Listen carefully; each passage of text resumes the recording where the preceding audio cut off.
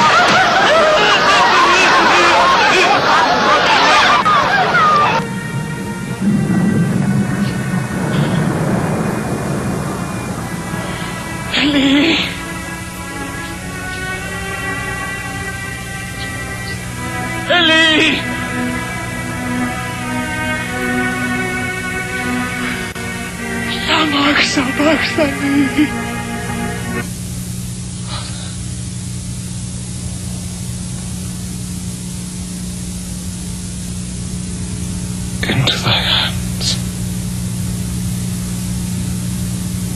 I commit my spirit.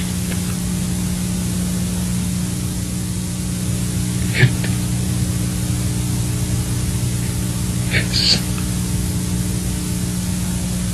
accomplished.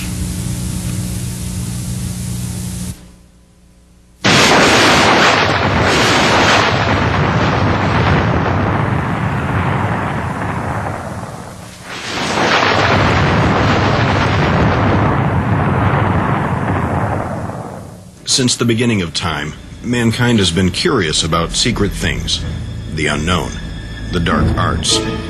But although the desire to know more lies deep within the soul of every human being, knowing more does not come without a price. It is that desire that gives place to the greatest discoveries and opens the door to the greatest deceptions. Queen of heaven, Queen of hell, horned hunter of the night, lend your power unto our spell, and work our will by magic right. For those who would embark on the spiritual journey to know more, the path is full of danger. The cost of breaking through the barrier of the known into the unknown is high, even tragic. The incentive for those willing to take the risk to explore the mysteries of the kingdom of darkness is the desire for immortality, the promise of power, power to determine their own destiny, and control over those who would present a threat to that power. The clash and conflict for power, the insatiable lust for more, and the utter, inexpressible evil disregard for human life has left a trail of bloodshed and plundering throughout history. The pain and chaos continues with the desensitization to danger and the glamorization of evil. The news has left us callous, while Hollywood entertains us with horror until it becomes nothing unusual. Is there a supernatural power behind the craving for power? Is there a systematic and deliberate plot, a diabolical force behind the mayhem and pain? Is there a general reorientation and repackaging of darkness that presents it as normal and appealing? You look nothing like the devil. Oh, really? I suppose I could have gone this way. But it's so trick or treat. It's true! Could it be that this assault and injury against the human race is more than just a coincidence, an accident, a random act of violence, as we would wish to believe? Is it an alien force that threatens us, or does he dwell in the midst of us? Could it be that the God of this age has come to claim his own through an internal and external human takeover? For we do not wrestle against flesh and blood, but against principalities, against powers, against the rulers of the darkness of this age, against spiritual hosts of wickedness in the heavenly places. Who are these powers and principalities and rulers of the darkness who seem to be arranged in some sort of hierarchy or order that wage war against the inhabitants of Earth? Is there one who rules over this system? Is there a personification of power, a form that defines the forces that seek, through seduction and allurement, to persuade us? Is there an embodiment of evil that dwells in the midst of us who works to deceive us with his familiarity? Is he a myth, a legend, a lie, a fantasy, a cultural representation of darkness? Or is he real? According to George Barna, in a poll taken just last year, 60% of non-Christian Americans believe that the devil, or Satan, is not a living being but a symbol of evil. 45% of Americans, professing to be born-again Christians, do not believe the devil is real. And we've got some young people here who are willing to talk to us about their opinions about who's the devil. How does he relate today? Is he real? Is he a figment of people's imagination? And we're just going to have a free discussion. We're going to let you in on it, so here goes. Okay, let's take some names here. Who wants to go first? How about you, sir? All right. What's your opinion of the devil? Your name, your opinion, what's going on with you? Well, my name is Nick, and devil, I don't believe I've ever met him. Okay. If I did, I don't think he'd reveal that to me. Yeah. So I don't know if he's real or not. okay. You've never He or encountered... she. He or she. Okay. How about you, Katie? Just from what I've learned in, like, what's Sunday school? Oh, never been there. I did, Can you come a little closer? I guess, the devil's like the antithesis of God. It's a fallen angel. Who's he to you? Have you got any opinion yourself? I haven't really thought about it. Okay. Never been an issue in my life. How about you, Kristen? I think the devil's very real. I think inside us we have God and the devil playing out the forces of good and evil. And Satanism is basically bringing out the devil inside of you. Your shirt. Tell me about your jewelry, your shirt, how you dress. Why do you dress that way? Yeah, this is the symbol of Baphomet, the go ahead. The satanic symbol. I have it on a necklace too, and an inverted cross. Why do you wear it? Well, I mean, I feel really comfortable about coming out and showing people who I am and what my beliefs are, and you know, I just feel that that's the way I want to express myself. So would you say the devil is a real being? Or Yeah. Yeah, I feel God and the devil are real beings, and that you also have them inside of you as well, working through you. I believe they're real beings as well as forces inside a person. So have you ever had that force inside of you? I felt it a couple times. I don't know, a lot of people don't believe that. They believe in like miracles and like experiencing Jesus or seeing Jesus or whatever coming to them and performing miracles. I think it goes the same way with the devil. I think you can witness things where it's not like you physically see him and he's physically talking to you, but you can feel that you can feel his presence and feel that he's working through you just like you can with God. How does it feel when he's working? It's just, you just feel the energy. So do you worship the devil? I participate in some of the satanic rituals, but mostly they're just to bring out the devil within you. They're not really getting down on your knees and worshiping like you do God. Have any of the rest of you ever had any of that kind of experience? Yeah. But, I think what I learned from it was it had the same fallacies that religion ever held. It was, inconsequential to the human need to understand. I think more than anything, it probably just produced a lot more confusion inside people than anything else. So do you believe that there is a devil? And if you do, how would you describe it? I would describe the devil as your best friend. I would say that he's the guy that'll always be there when you need him. Given the disparity of opinion on the true nature and intention of this force, and the diversity of descriptions regarding his identity, it would be no wonder that there are differences of opinion regarding his very existence. Would it not appear that the tried and true strategy to divide and conquer has been executed brilliantly? After all, would it not be to his advantage to persuade those he is trying to deceive into denying his very existence and conceal his true identity under the guise of the familiar and acceptable? The more we see of him, the less we are shocked by him. So who is the devil? Is he real? If he is, who created him? can his power be destroyed? If it can, how? When? Where? He has come to us using many names: Satan, Lucifer, the devil, Apollyon, Abaddon, Belial, Beelzebub, and he has just as many titles: the Accuser, the God of this world, the Tempter, the Angel of Light, the Prince of the Power of the Air, the Evil One, the Prince of Darkness. The word devil comes from the Greek word diabolos, which means slanderer, or one who accuses another. The word Satan comes from the Greek word satanas, which means the adversary, one who lies in wait for another or sets himself in opposition to another. These names illustrate two aspects of the creature's true character and method of operation.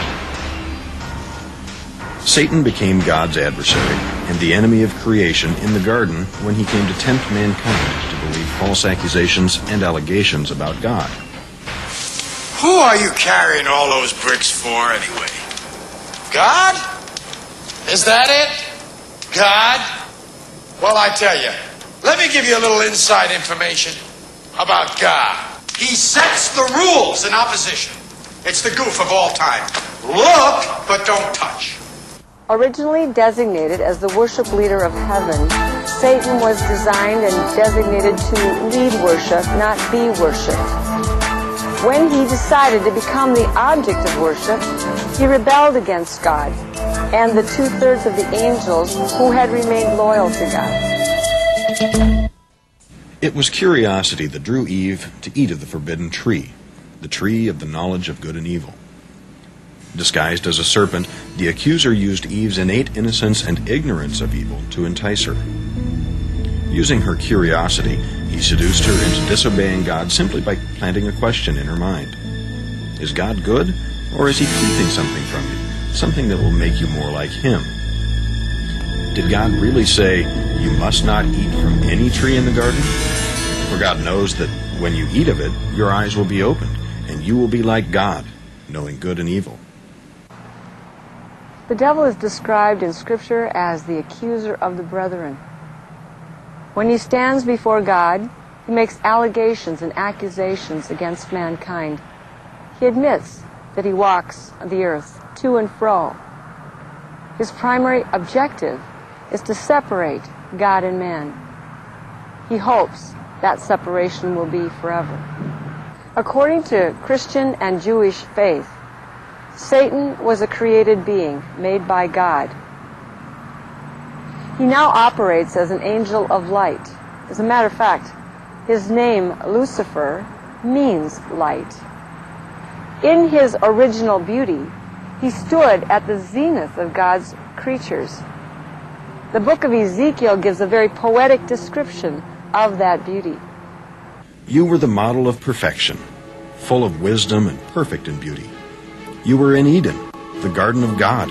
Every precious stone adorned you: ruby, topaz and emerald, chrysolite, onyx, jasper, sapphire, turquoise and beryl.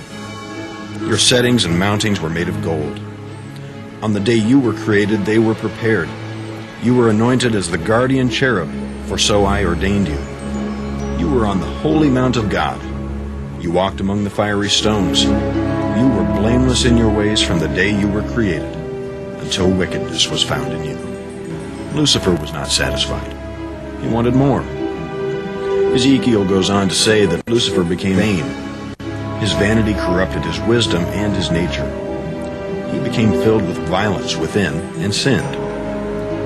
Lucifer convinced 1/3 of the angels to join him in revolting against God. He desired to usurp God's authority and rule the universe himself.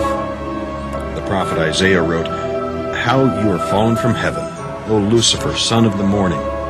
For you have said in your heart, I will ascend into heaven. I will exalt my throne above the stars of God. I will also sit on the mount of the congregation, on the farthest sides of the north. I will ascend above the heights of the clouds. I will be like the Most High." Though Lucifer failed in his attempt to rule the universe in God's place, he nevertheless continues to build his kingdom on earth in an attempt to thwart God's plan for mankind. Through lies, confusion, and division, the devil camouflages his evil intentions by clouding the reality of certain ideas, beliefs, concepts, customs, rituals, and religions, making them appealing and acceptable. He is a master strategist in creating illusions. He comes as a friend, a benefactor. Well, I think I first got involved with, it started with just kind of like a fascination with the occult and the mystery around it. I think the real involvement started with Ouija boards. Yeah, but when I got older and I started searching for answers to life's questions, I turned to the devil. I think I was just kind of searching maybe for the meaning of life or why I exist, you know. It was probably more like he found me because he saw me searching and looking for answers. Satan now comes as an angel of light, transforming, concealing his true identity. He does not come with a tail and horns and a pitchfork. Rather, he comes as intense fear or thrilling horror or a promise of power or position. He comes with gifts, with wealth, with promises of safety. He comes as the subtle suggestion within, enticing and alluring men into believing him, coming to him without resistance. Are you kidding? I have to give you my soul? After you've had your wishes, of course. But it's my soul. What's the big deal? Have you ever seen your soul? Do you even know what it is? Of course. It's the thing that Has yours done anything for you so far? No. It's like your appendix. You'll never even miss it. Hey, yeah, well, if it's so useless, then how come you want it so much? Jesus described him as a liar. He was a murderer from the beginning. He's a thief and a robber who comes to steal, kill, and destroy. His intention is clear and unchanging. He desires the ultimate annihilation of mankind. His web of evil ensnares the world and its unsuspecting inhabitants in an insidious and deliberate scheme. He has devised a strategy and set up a system of pain and destruction to operate in every sector of human endeavor and experience. Satan's strategy especially targets critical areas of human life and development, such as worship, communications, relationships, resources, systems, and functions. Worship is the ultimate indicator of love and power, and as such, is an integral part of Lucifer's motivation. Originally designed as the worship leader of heaven, Lucifer was created for worship, not to be worshipped. His desire to be the object of worship caused him to incite a revolution against God and the 2/3 of the angels who had remained loyal. Idolatry and demon worship can take many forms and have spawned countless religions, cults, and occult practices. Mankind's innate fear of the unknown and his natural desire for power have mingled to breed a strange assortment of beliefs and customs.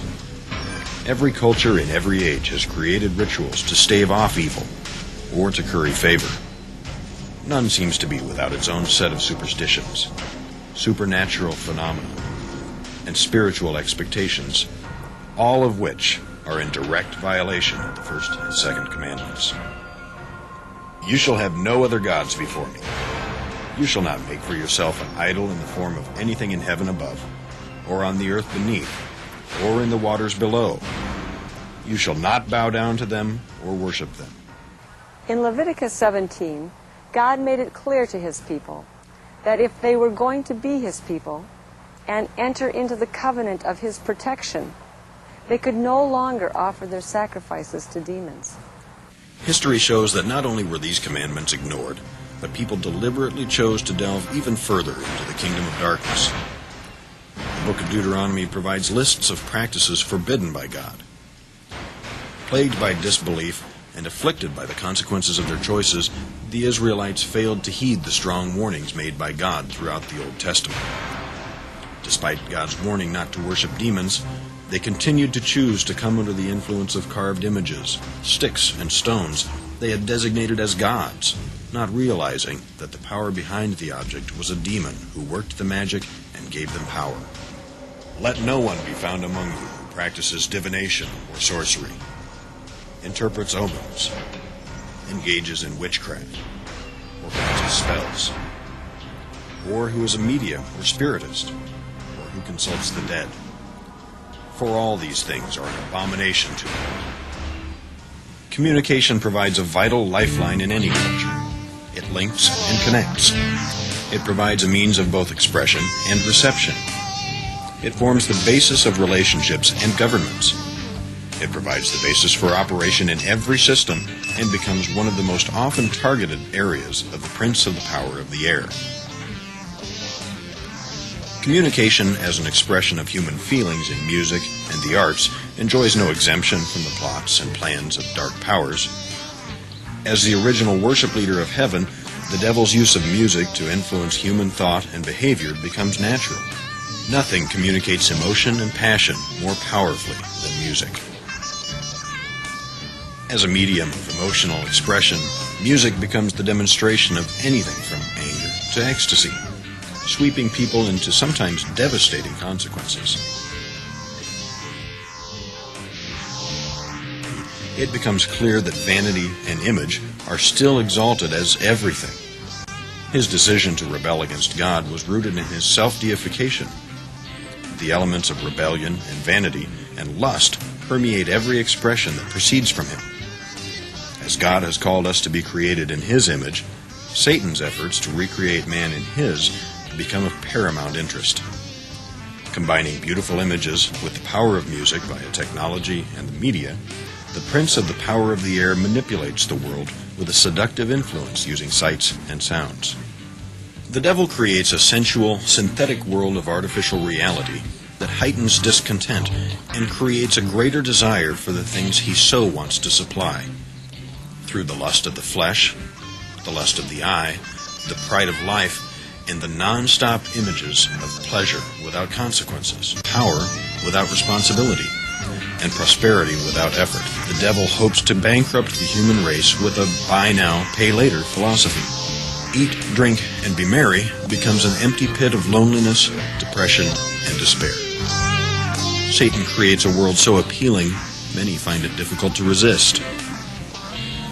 Though his intentions to pervert the truth and exalt the counterfeit have convinced some, others have found a more excellent way, the highway of holiness. The effect of repeated exposure to enticing images, coupled with the need to escape the growing feelings of emptiness, make a profound impact on the human spirit. Relationships with real people often suffer and end tragically under the pressure. When faith in human relationships fails, people often turn to alcohol, meaningless sexual encounters, and suicide. And that's just the way I lived all my life. But I was just surviving. And I was serving this master. And the master, the road is so broad and wide to hell. And the master is the master of deceit. And he had me deceived that I just had a problem with drugs, or with anger, or with other people. And all the while, he just had me enslaved to him. He was the master deceiver. As is often the case, in the desperate search for meaning and significance, some are enticed into seeking a deeper revelation and relationship with spiritual beings.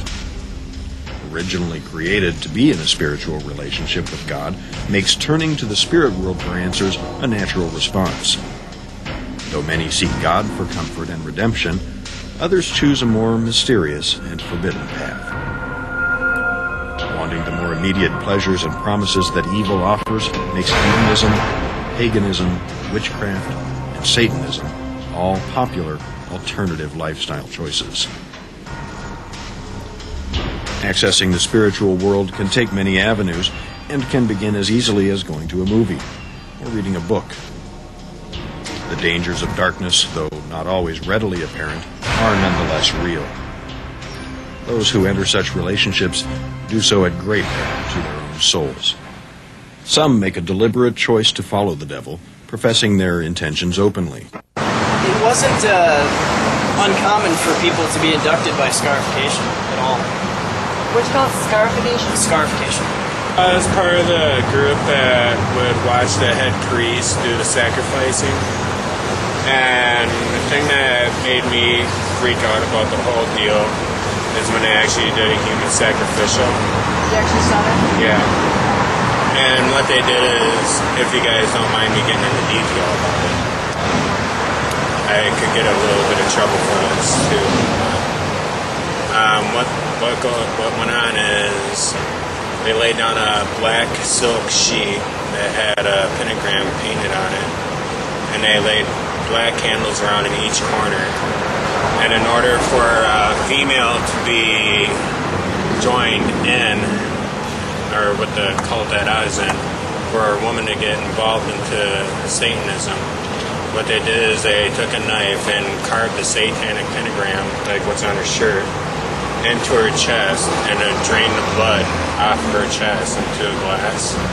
And they'd pass it around to each person. They'd have to drink out of the glass. So they'd have to drink this other person's blood. And then that girl was a member of the satanic cult. Did you actually see a human being sacrifice them? Yeah, and that's what scared the hell out of me, and that's why I decided to quit it. It's on end where I'd hear the voice of small children screaming when I close my eyes at night to go to sleep. And also, I'd like walk around, and from leaving the satanic cult, there's been forces that actually threw me against walls. And I went to church one day to free myself from it. My arm literally busted open in the spot. I got a little bit of a scar to prove it. It's like right there. And my arm started gushing blood out. I mean, I would not want to see anything like that happen to you. So I would suggest giving it some deep thought. I mean, it's nothing to mess around with. It's getting in touch with the dark side of the world. And a lot of people think, well, demons ain't really all that real. But what I saw... What did you see? I was laying down one night and I heard something rattling underneath this little bamboo bench that I had. And I looked underneath there and I just heard something like laugh with like a demonic growl. And it laughed and I heard something scurry across the floor. And the next day I was cooking some breakfast and I saw a tail that was probably about like that around, that had no hair on it. It was all skin and veins. And I saw that and I was thinking, well, that's just a snake. But then again, after that, I heard the same thing rattle, like some like rattling up against something, and I heard that little laughing. And that's when I realized that I opened up some doors that were not supposed to be there. Pulled in by the congenial, self-serving presentation of dark powers, they make their initial entrance through portals of light. The incentive to connect with darkness is enhanced by the thrill of horror or the internalization of power and the feelings of being in control. Casting spells and mixing potions to manipulate others makes the practice of witchcraft both fun and appealing. They actively seek out a relationship with Satan for assistance and guidance. And I wanted to have my own, power and to go straight to the man they're worshiping anyway, Satan. Yeah, I guess it just started with like different chants and stuff. I guess I got kind of greedy, and I just started commanding these spirits to do what I wanted them to do. And it appeared to me like they were doing it, because I'd see my friends manifest all around me. Well, I was walking to work one day. I was supposed to fill in for my dad while he was at work. And I looked across the street, and I looked through the window, and he was in the store talking to this man. And instantly, I just felt fear just move through my body, just instant fear. And I looked at his face, and it was his body, but his face was the face of this demon. It had these short, stubby horns, and this kind of green leatherish face kind of went down and kind of pointed. And it was looking right at me, and I kind of went insane after I saw it. And I think something got inside me because I kind of just completely lost control of my life. I felt like I was kind of just trapped inside. Like I knew what was kind of going on, but I was kind of helpless to do anything about it. It wasn't like they were telling me what to do. They were doing it through me. It just felt like I didn't even have any control anymore. I'd gone too far in this thing. And when it felt like I had lost control, that's when I got scared, because before that, it felt like I was in control of the situation, and it started very innocently, and then it progressed into the point where I didn't have control anymore. Satan had brought me to an all-time low, and I felt like there was so much of him in my life and so little of me that it's like he almost brought me into a different spiritual realm at times. And where I would see these little black dots floating around, and I wasn't on drugs, I was completely sober. It's almost like he brought me into the spiritual realm to see what was going on or something. But there's all these black dots, and instantly I knew those were demons. I didn't actually see the entire body of the demon, but I saw the dots and how they would fly from person to person, and they'd attach themselves either on their shoulders, or if they wouldn't attach themselves, they'd just visit the person and move on. Well, they looked about softball size.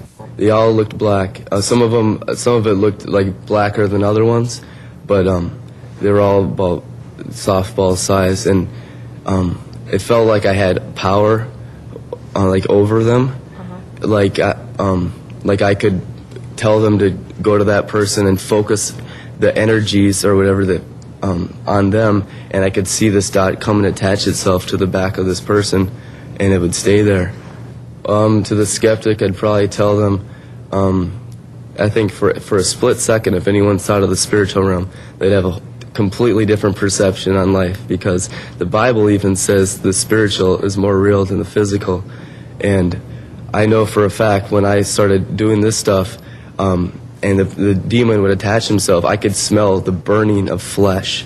When I made a conscious decision to give my life to Christ, the pastors would bind the spirit in me, whatever spirit they were dealing with, and cast it out in the name of Jesus, and they'd pray in tongues, or they'd say be loosed and different things, and it felt like this thing was being literally ripped out of my soul, and it was extremely painful.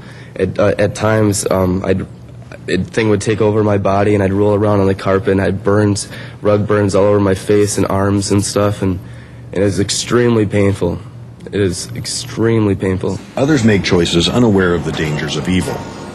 Influenced by the moment, impulsivity, or persuaded by friends, they're swept into circumstances that close in on them. I was actually in a Christian home. I met a girl over there, and I found out later that she was a witch. I guess after the first year and a half, 2 years, I got back to the States, and that's when I started getting into Satan worship. Oh, we danced. It was a coven, and we danced. As usually a lot of nudity involved, a lot of satanic sex is involved with that, a lot of chanting. Well, we got a lot of power, levitation, certain things that was manifested into us that we could levitate ourselves, we could fly around. Well, I went to another party, and they had, it was actually a drinking party that I went to, and they had a Ouija board there, and they started asking questions that they shouldn't have been asking. They were asking questions about God. One guy asked the wrong question, and he was thrown through a third-story window. I'd say they are a fool not to think it's real. At first, he'll be all kind to you. Well, I'd hear voices all the time. I've seen many curses of headache, sickness. I've even seen curses of love, using their locks of their hair in different potions, and using words, casting spells. I felt good. I felt like I had control. I think I did cross over a line at one point. I was outer guard of a coven. This was just north of San Francisco, and I was the outer ring was actually the guard, and I was a part of the guard, and I knew exactly what they were doing. On the inner circle, they were sacrificing a human being. This was in October. I'm aware that she was about 12 years old. I knew what they were doing. In fact, I didn't do anything to stop it. That's what hurts me most. For a long time, I was hurting inside. I didn't know what was wrong. And anyways, I've been saved now for about a year and a half, and heard people talking, and I just says, man, there's a power greater than what I'm into. Forgiving myself is the hardest part. I believe Jesus loves me. Seeking an escape from boredom or desiring to belong, many become part of the plot, never realizing themselves to be the prey.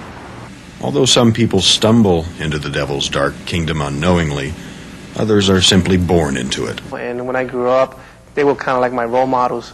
So when I grew up, I wanted to be a drug dealer, because a drug dealer's always driving in nice cars, nice jewelry, all the girls and the money, and that's the kind of life I wanted to live. A lot of drug dealers, they have parties, Santeria. What they do is they come together and they use a Santeria for their protection. It's witchcraft. It's saints, it's demonic. Yeah, this is my saint here, which is the Indian. That was the main saint I used to have. His name is Caribe Hindu, which that's the name I used to call when I wanted to call him to manifest in me. When I used to receive those demons, they used to come down pretty wild. The Indian was pretty wild. He would come in and he was wild.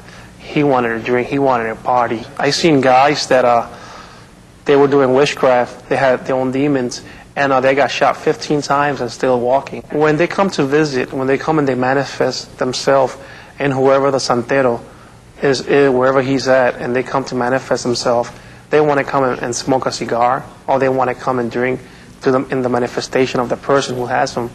So you have to have certain things for them. If not, if they come in, they come down, and you don't have a cigar, they really get upset. Inside the person who they manifest themselves, that person will be with a lot of anger, just breaking things. It can hurt the person who he's manifested on. They can hurt him. They can take his life. They can give him pain. They can take somebody else's life in the manifestation of that person. This guy here, this Indian, Caribe Hindu, was the guy that I used to receive.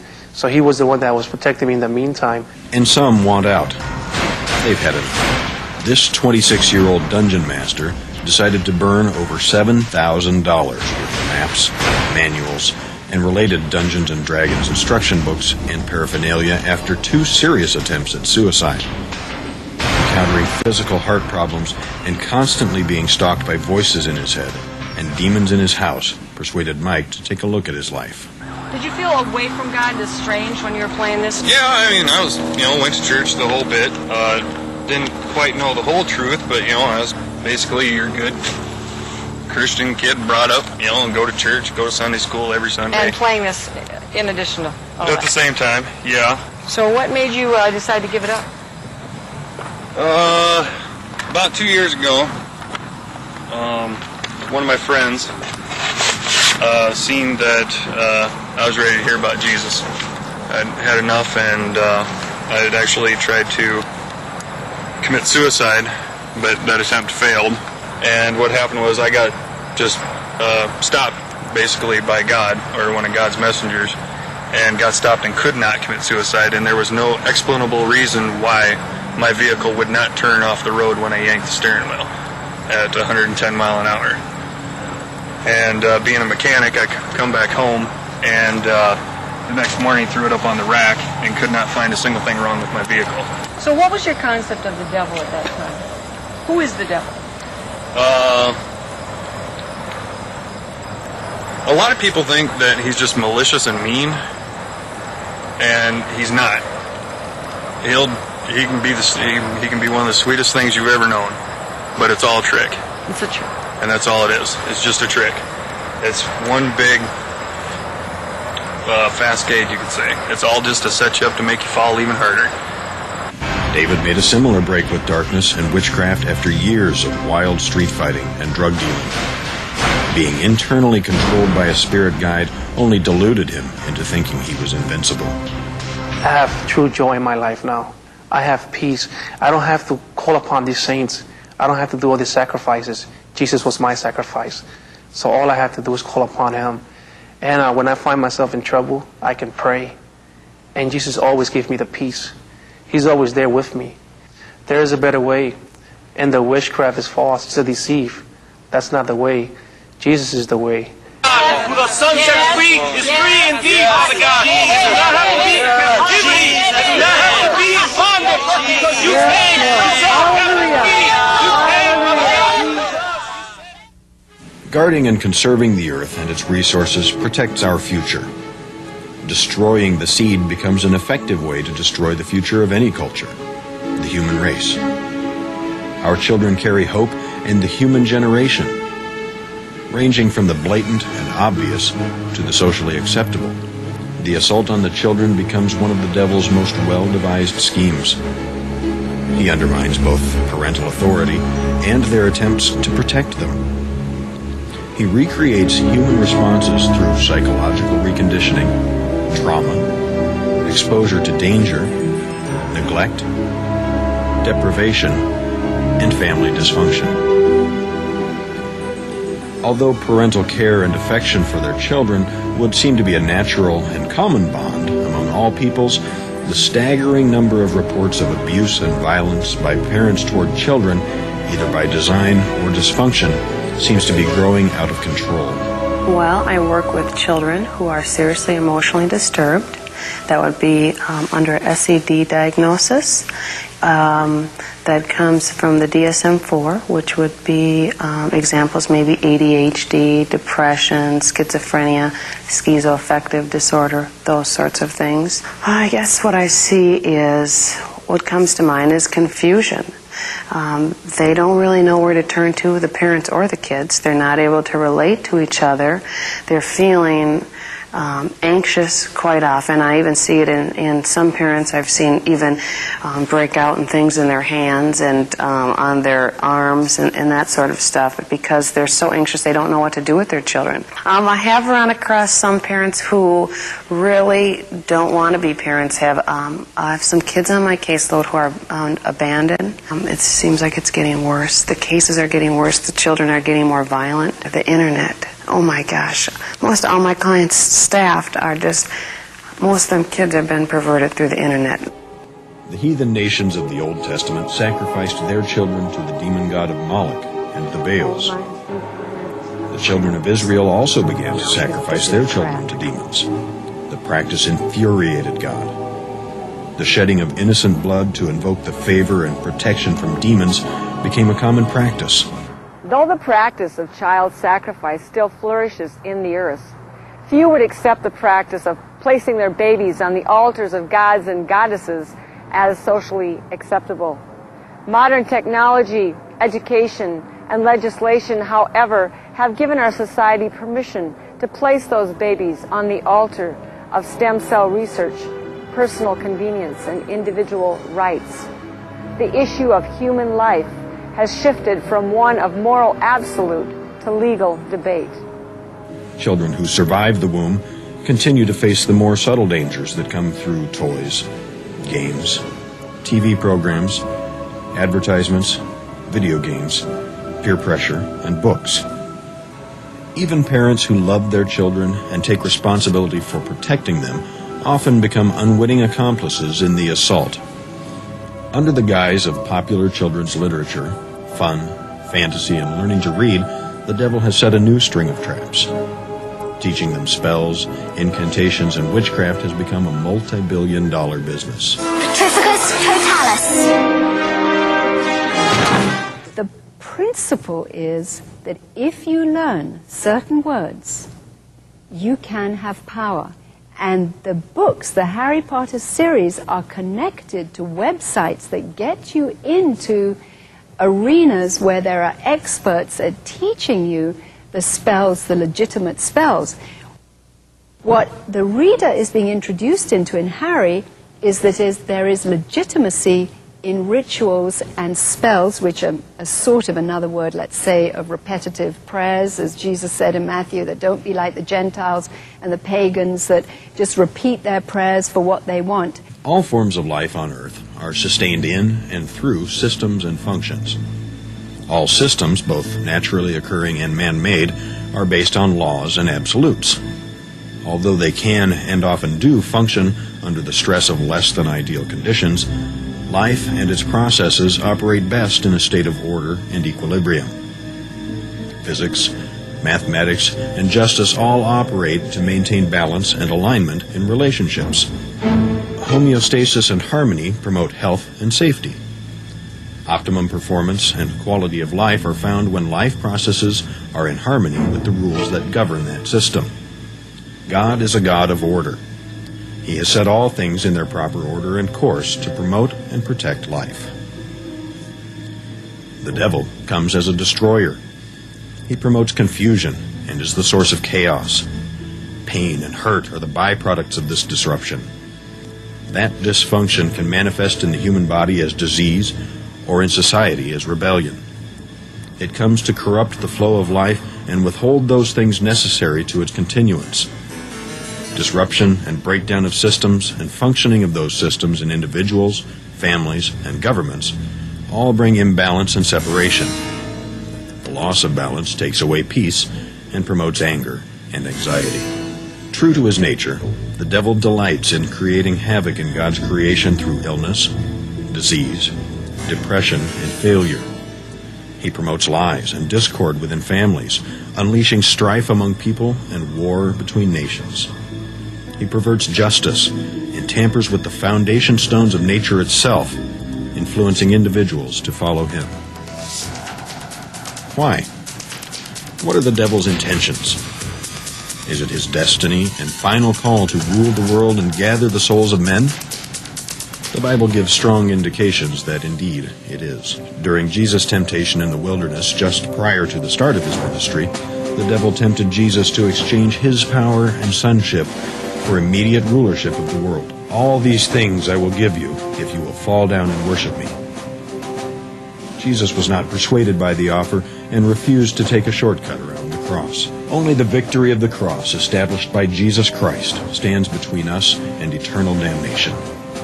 The demonic forces aligned against mankind can be thwarted only as true believers in Christ enforce that victory. It was to them that Jesus imparted his authority to cast out demons and bind the forces of darkness. Despite the devil's power and influence, he is not omnipotent. Jesus continues to wage war against him through his church. I will build my church, and the gates of Hades shall not prevail against it.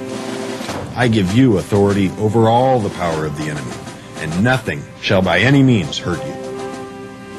Satan has established an evil moral system to oppose and destroy all that God holds dear. The stakes are high.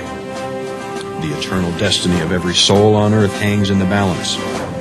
Though the devil has technically already been defeated, the contest continues.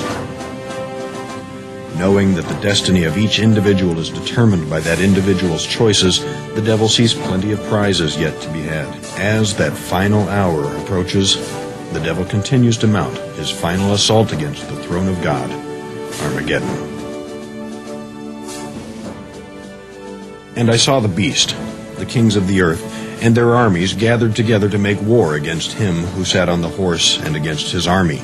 Then God will come down from heaven and devour him, and the devil will be cast into the lake of fire and brimstone, where he will be tormented day and night, forever and ever.